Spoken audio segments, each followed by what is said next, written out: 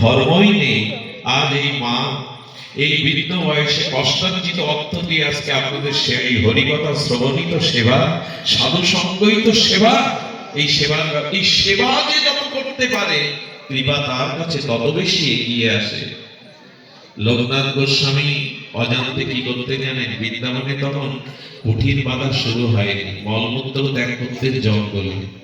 আর এই রাজার ছেলে, রাজা কৃষ্ণানন্দের একমাত্র পুত্র নরোত্তম একটা ঝুড়ি আর কোদাল নিয়ে গুরুদেব যেখানে মলমূত্র ত্যাগ করতেন ওই জায়গাটা প্রতিদিন পরিষ্কার করে কেটে তবে স্নান করতেন।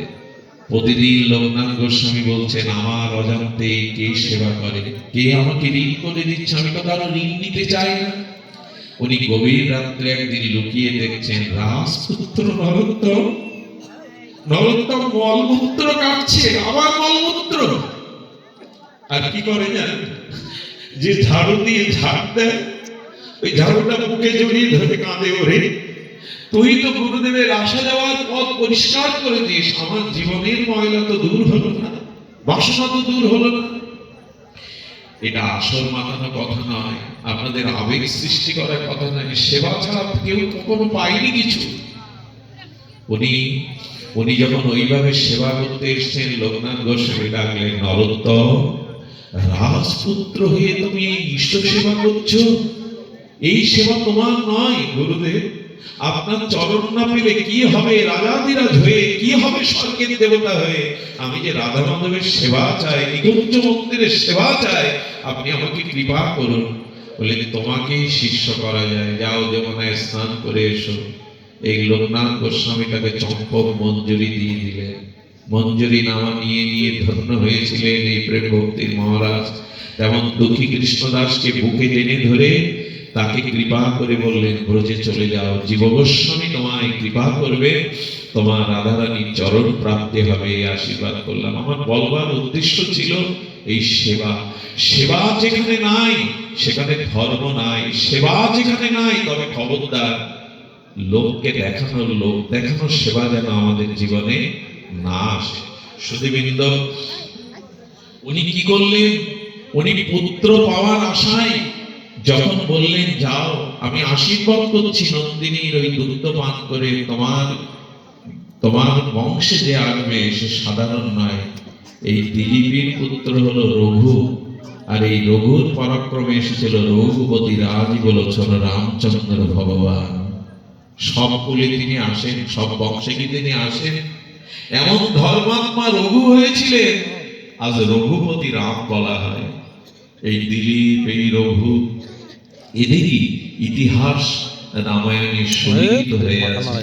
আমার বলবার উদ্দেশ্য ছিল এই মহৎ চরণে অপরাধ না করে নিষ্কপটে সেবা, ভজন, এগুলি আমাদের পথ এগিয়ে দিতে পারে।